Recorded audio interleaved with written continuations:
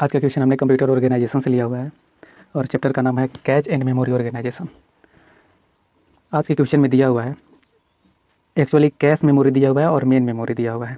और क्वेश्चन में कहा हुआ है कि कैश मेमोरी का दो लाइन दिया हुआ है, ठीक है, लाइन 1 लाइन 2, कि कैश लाइन फर्स्ट का जो एक्सेस टाइम है वो 2 नैनो सेकेंड है। मीन्स सीपीयू कुछ भी जनरेट कर रहा है तो L1 को एक्सेस करने के लिए 2 नैनो सेकेंड लग रहा है। और इस L1 का टोटल साइज़ मीन्स कैच का जो साइज़ है वो 4 वर्ड है। और यहाँ पे L2 को एक्सेस टाइम है 20 नैनो सेकेंड। मीन्स सीपीयू अगर इसके पास जाता है कोई भी डेटा ढूंढने के लिए तो उसको ढूंढने में 20 सेकेंड लग रहा है रीड या राइट करने में। और कैच साइज़ यहाँ पे 16 वर्ड दिया हुआ है। मेन मेमोरी को एक्सेस करने में 200 नैनो सेकेंड लग रहे हैं, ठीक है। तो इसमें क्वेश्चन में पूछा हुआ है कि time taken for transfer from L2 to L1, ठीक है। मीन्स एक डेटा है जिसको L2 टू L1 कहने का मतलब कि जो इसमें 4 वर्ड है और इसमें 16 वर्ड है। मीन्स 16 वर्ड L1 में ट्रांसफ़र करने के लिए कितना टाइम लगेगा, ठीक है, L2 टू L1। तो इसका सॉल्यूशन देखते हैं। हम डायरेक्ट यहाँ पे L1 और L2 ले लेते हैं, ठीक है। अब यहाँ पे देखिए क्या हो क्या रहा है। एक्चुअली इसका जो बैंडविड्थ है 4 वर्ड है। मीन्स इस जो डेटा ट्रांसफ़र लाइन है इसमें एक बार में 4 वर्ड से ज़्यादा ट्रांसफ़र नहीं हो सकता है। और इसमें भी मेन मेमोरी से, तो हमको अभी पूछा हुआ है क्वेश्चन में कि L2 से L1 तक लाने के लिए हमको कितना टाइम लगेगा। तो इसका जो बैंडविड्थ दिया हुआ है 4 वर्ड दिया हुआ है, मतलब कि 4 वर्ड से ज़्यादा डेटा एक बार में ट्रांसफ़र नहीं हो सकता है। और इसका कैपेसिटी भी है 4 वर्ड, ठीक है। तो चलिए स्टार्ट करते हैं यहाँ पे। तो CPU अगर पहली बार यहाँ पे आया, ठीक है, L1 के पास, तो बोला कि भाई मुझे A चाहिए। तो L1 के पास A ढूंढा, 2 नैनो सेकेंड इसको ढूंढने में लगा। तो यहाँ पे क्या होता है, L1 नहीं मिलता है। मीन्स यहाँ पे मिस होता है क्वेश्चन के अनुसार, ठीक है। तब क्या गया, यहाँ पे CPU L2 के पास आया और इसको ढूंढने की कोशिश करने लगा A को। तो यहाँ पे इसको ढूंढने में कितना लगा, 20 नैनो सेकेंड लगा। और 20 नैनो सेकेंड में क्या हुआ, इसको A मिल गया। मीन्स यहाँ पे हिट हुआ, ठीक है। अब हिट होने के बाद क्या करेगा, यहाँ से इसका साइज़ है 16 वर्ड और इसका साइज़ है 4 वर्ड। तो यहाँ से एक बार में जो डेटा ट्रांसफ़र करेगा वो क्या करेगा, 4 वर्ड डेटा ट्रांसफ़र करेगा, ठीक है। और 4 वर्ड ट्रांसफ़र किया, तो 4 वर्ड ट्रांसफ़र किया, इसको 16 वर्ड ट्रांसफ़र करना है यहाँ से यहाँ, मतलब L2 से L1 16 वर्ड ट्रांसफ़र करना है और 4 वर्ड एक बार में ट्रांसफ़र कर दिया।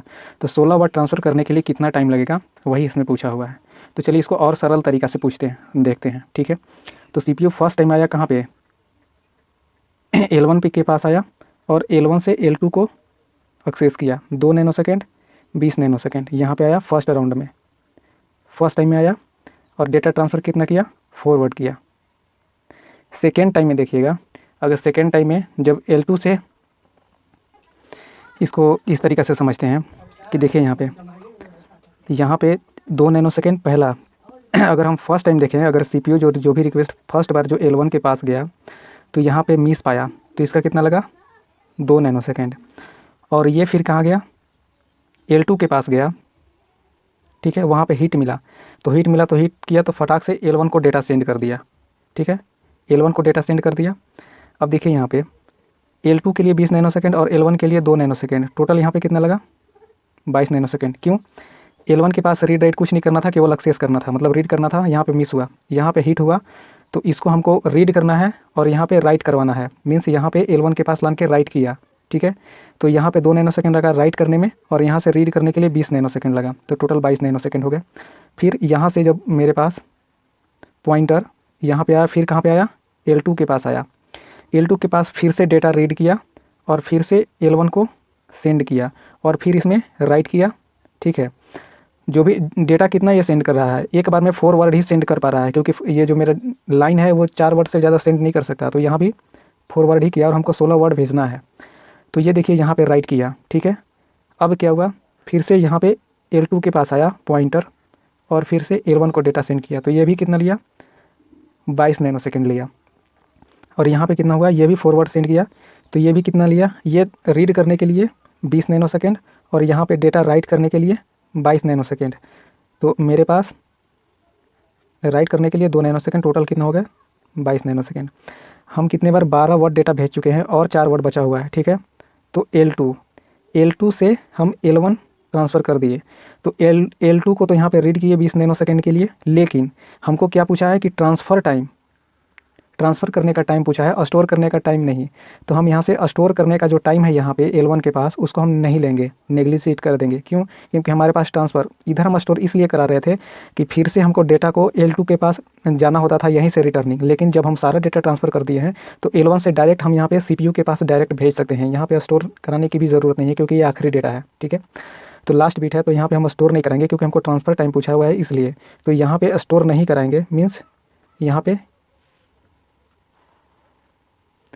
पे हम क्या करेंगे, नोट स्टोर। यहाँ पे डेटा को हम स्टोर नहीं करा रहे हैं, तो टोटल यहाँ पे कितना लग रहा है, 20 नैनोसेकंड लग रहा है। ये 20 नैनोसेकंड लिया और यहाँ पे स्टोर नहीं कराए तो यहाँ 2 नैनोसेकंड नहीं लिया। अब टोटल यहाँ पे हम काउंट करेंगे कि कितना जो मेरा नैनोसेकंड लिया, ये काउंट कर। तो ये किस लिए लिया था 2 नैनोसेकंड, यहाँ पे डेटा एक्सेस रीड किया था लेकिन यहाँ पे नहीं मिला था, डेटा मिस हुआ था।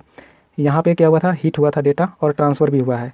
यहाँ पे रीड भी किया है, यहाँ पे राइट किया है, यहाँ पे रीड किया है, यहाँ पे राइट किया है, यहाँ पे रीड किया है, यहाँ पे राइट किया है, यहाँ पे रीड किया है, यहाँ पे राइट नहीं किया है क्योंकि ये आखिरी बार था। ये डायरेक्ट CPU को दे सकता है, L2 में स्टोर कराने की ज़रूरत भी नहीं है, ठीक है। तो अब यहाँ पे क्या हुआ, अब यहाँ पे टोटल जो मेरे पास टाइम आया वो यहाँ पे 2 प्लस यहाँ पे 22 कितना लग रहा है, तो 3 टाइम इंटू 22 प्लस 20 नैनोसेकंड। तो टोटल टाइम कितना हो गया,